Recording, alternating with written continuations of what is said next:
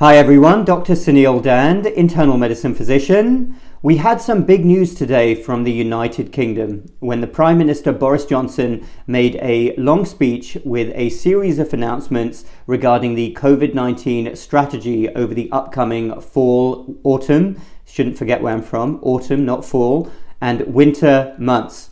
So let's talk about these, and I want to focus on three particular areas from his speech. Number one, England has scrapped COVID-19 vaccine passports.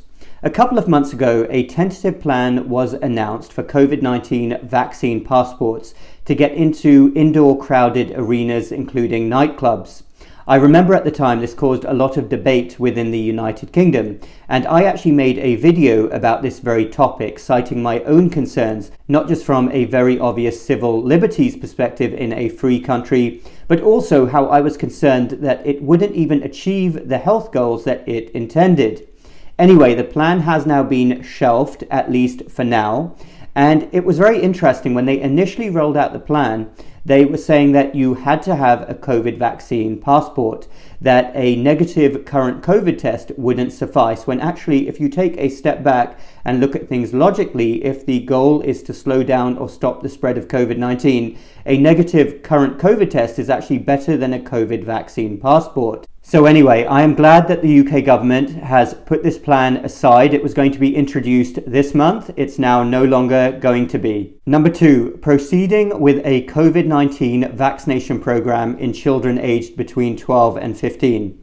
I've made a couple of videos on this topic because there has been a lot of debate and discussion over the last few months.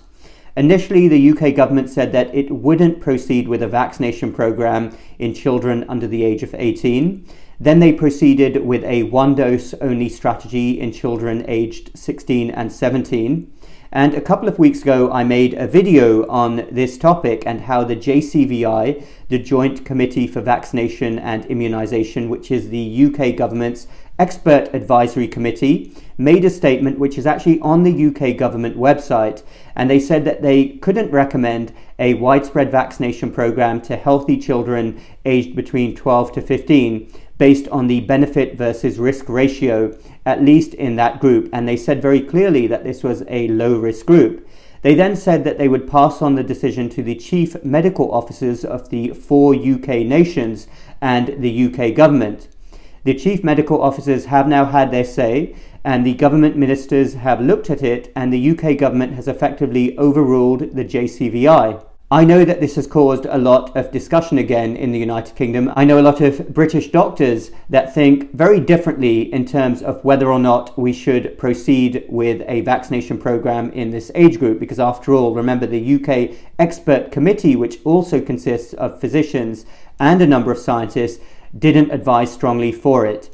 So it will be very interesting to see how things proceed, but for now the UK government is recommending a one-dose only strategy in 12 to 15-year-olds. And this is of course very different to the United States, which has a much more all or nothing approach. And personally, as a physician that is rarely or actually never for a one-size-fits-all approach and recognizes that there are many nuances in medicine, I'm glad that the UK has had an intense discussion about this issue, and now they're proceeding with a one-dose only strategy. They're not going to give 2 doses, so it's a much more cautious approach than the United States. In fact, if you look at all the countries in Europe, all of them have got very different strategies in terms of how they've done this. France, for instance, was one of the first countries to proceed with widespread vaccinations in children aged 12 and up. Sweden is still not vaccinating children who don't have any underlying health conditions. My understanding is that in the United Kingdom, this will not be mandatory. It will be a decision for every family out there. And the UK government actually has cited the concern of educational disruption as the reason for going ahead. They think that this will avoid educational disruption. So it will be interesting to see how that works out over the upcoming months. I know a lot of parents in the United Kingdom have very strong feelings both for and against this issue. I've been following that online and reading the news. Number 3, booster COVID-19 vaccine doses for the vulnerable. The United Kingdom is going to proceed with a strategy of COVID-19 booster doses, i.e. a third dose of the COVID-19 vaccine in vulnerable adults. And this is a very interesting topic as well. I know there's been debate in the United States over the last few weeks on the need for widespread vaccine booster doses. And what I've seen debated is whether or not they are truly needed in younger, healthier adults, because we haven't got a lot of evidence for that. But the thinking in vulnerable groups here is quite different, because we know from all of the evidence so far that efficacy of COVID-19 vaccines does tend to wane over time.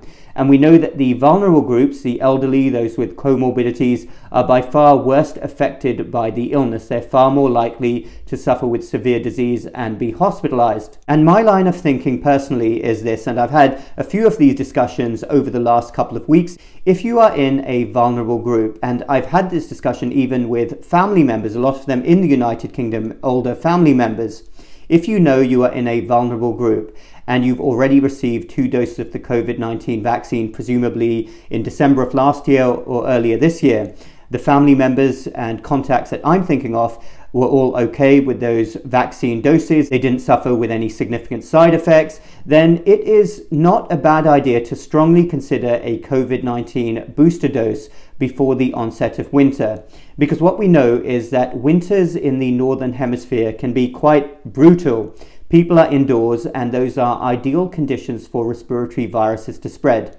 So if you have a compromised immune system and can give yourself any advantage or boost whatsoever, then you should strongly consider taking it.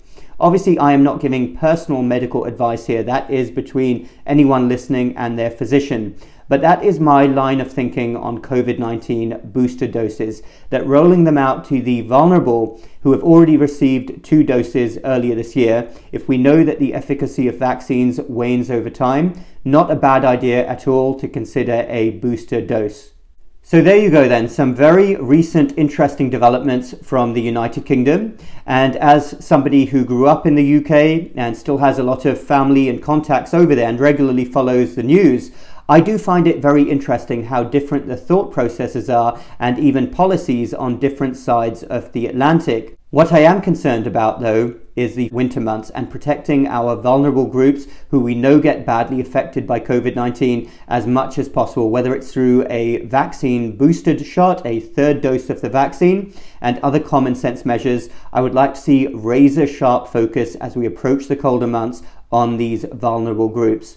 Thanks everyone for listening. Dr. Suneel Dhand, MedStoic Lifestyle Medicine.